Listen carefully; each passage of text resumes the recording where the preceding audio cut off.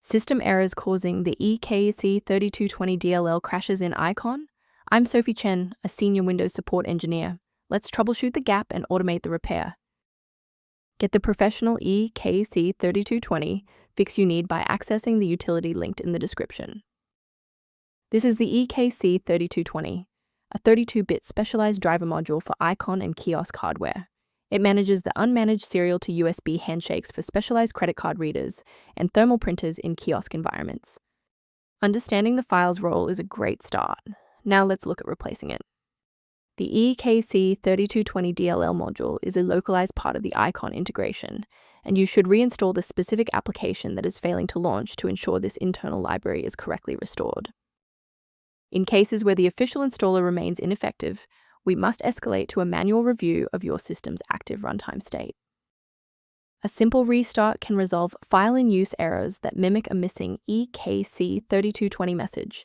It's a low-effort step that ensures your operating system starts with a clean execution stack. Don't forget to bookmark the video or give it a like before you restart. It's the fastest way to jump right back into this tutorial after the reboot. Since the restart didn't reset the service, we'll manually trigger the refresh now. If you need to pause the video anytime during these instructions, go ahead.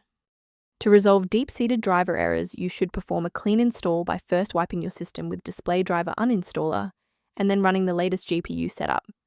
This process resets the communication between your hardware and the OS while deploying a fresh copy of your DLL file to your local directory. Why are we doing this?